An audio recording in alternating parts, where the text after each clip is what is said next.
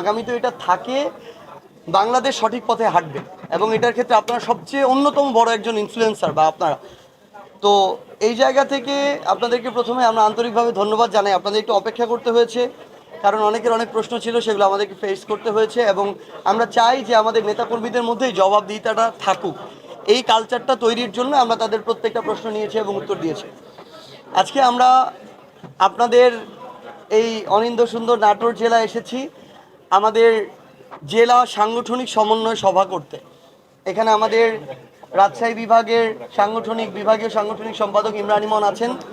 আমাদের এই নাটোর জেলার প্রধান সমন্বয়কারী আপনাদের অতি পরিচিত মুখ প্রফেসর জার্জিস কাদের এবং আমাদের সিনিয়র যুগ্ম প্রধান সমন্বয়কারী এখানে আছেন, এবং তাছাড়াও আমাদের জেলা উপজেলা নেতৃবৃন্দরা আছেন।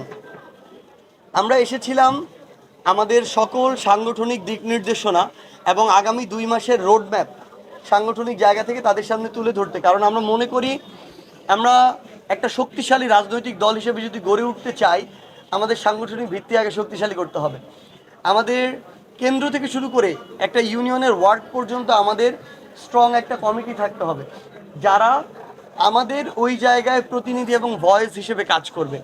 তো সেই জায়গায় আমরা আমাদের সাংগঠনিকের ভিত্তিটাকে শক্তিশালী করতে বাংলাদেশের প্রত্যেকটা জেলায় যাওয়া শুরু করেছি। সিলেট বিভাগ শেষ করেছি, রাজশাহী বিভাগ শুরু করলাম আজকে থেকে।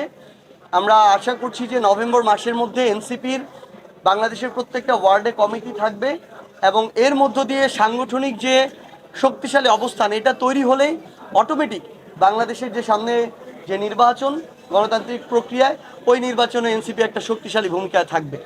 যেটা সংশ্লিষ্ট একটা প্রশ্ন করেছিলেন জুলাই সনদ এবং নির্বাচন সম্পর্কিত, দেখেন আমরা এটা চিন্তাই করি না যে জুলাই সনদ নির্বাচনের আগে বাস্তবায়ন হবে না।